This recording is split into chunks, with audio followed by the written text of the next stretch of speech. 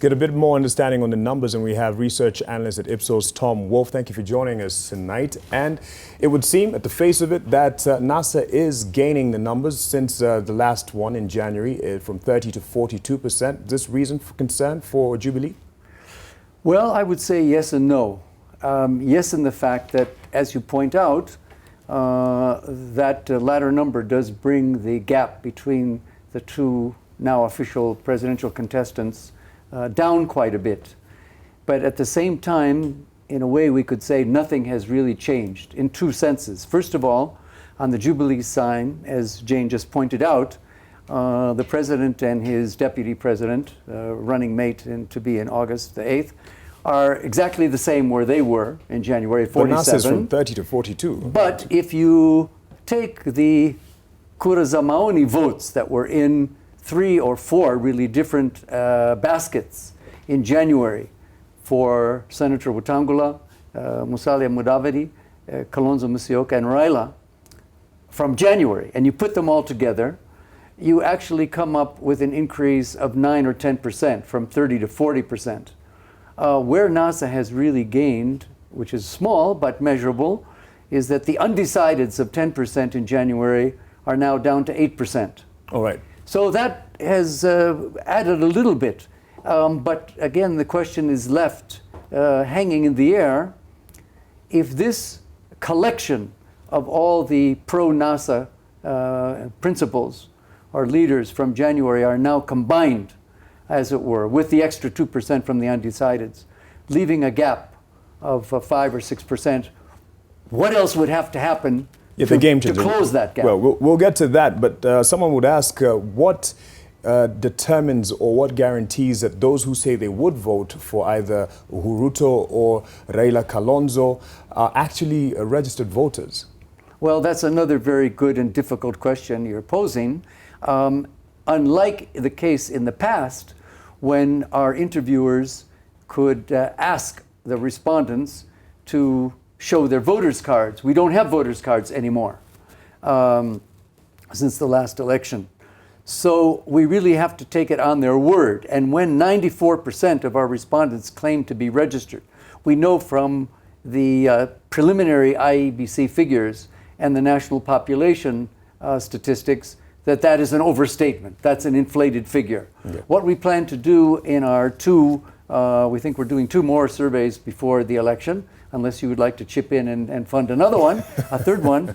We'll ask people some more specific questions about the registration process and try to identify those who are not really registered. But and we'll also distribute the sample nationwide, not according to the census, but rather the distribution that we get from IEBC once PricewaterhouseCoopers has finished their verification of the voters register. All right. Well, there definitely can be expected more polls, not just from IPSOS. This is a season the more the better. The more the better. And we're looking at the game changers. And just today, the SGR cargo train was launched. And that can be seen as one determinant for the 8% who are undecided to add to the numbers of Jubilee. Or is that, a bit too simplistic to look at it? Well, in a way, everything makes a difference. Measuring these differences in studies of elections, especially after elections, is an academic industry. I mean, it's very challenging. And scholars, researchers will disagree as to the weight that should be accorded to different factors based on both interviews with voters and non-voters, as well as the actual statistics from the election. I would just add that Governor Nanak, writing in one of the newspapers about a week ago, called attention to a factor that hadn't really been thought about very much in the last election, and perhaps rightly so, because at the time in 2013, the level of attention and interest in the county races was not as high as it clearly is now. Yeah.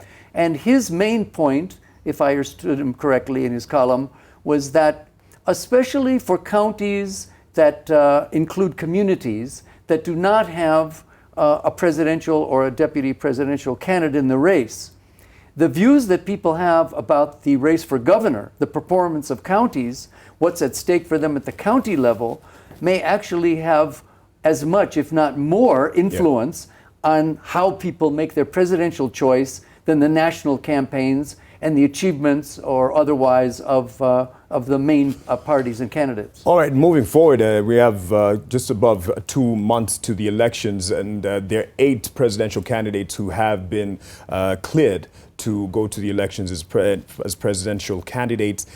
What is their influence in terms of the outcome? Because they first would say definitely we're left out in these polls, we're left out in the discussion, it's always NASA and Jubilee, but they are an influential bunch. Yes, I mean, that's a whole interesting subject. I wrote a column about this in the Sunday Nation, I think it was in November. And you're absolutely correct. Even if at the moment, when we asked people first, who do you know that has announced their intention to run, and then who would you vote for, these so-called minor candidates are scoring less than 1%. But as you've just said, this is very early days. They'll be getting attention, whether through the media, public rallies, and so on.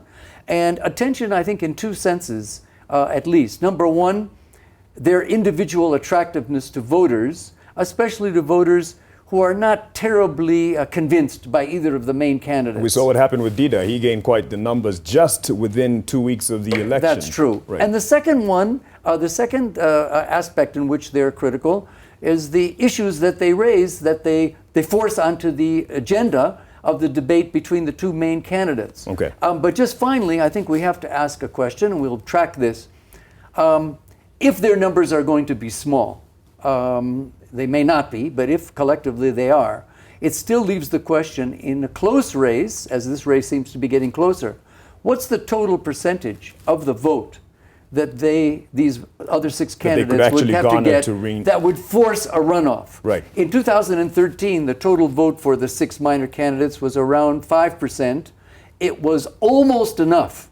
As you remember, Jubilee won with 50.07. Right. So we have to watch these numbers of the influence of these minor candidates, irrespective of whether they actually have a chance of winning, which they may or may not. Okay. Mr. Tom Wolf, research analyst at the IPSOS, we expect more. And of course, to be fair, the other independent and other presidential candidates were not represented because the research took place just before they actually were cleared. Well, they were represented in the sense that who would you vote for if the election were held now was an open question. Okay. And I should also say that we have 3 or 4 more releases from the same survey that was completed a week ago. Okay. So we'll be giving you more material to use in your broadcast. A lot more to expect from Tom Wolf and team, and definitely other pollsters in the country.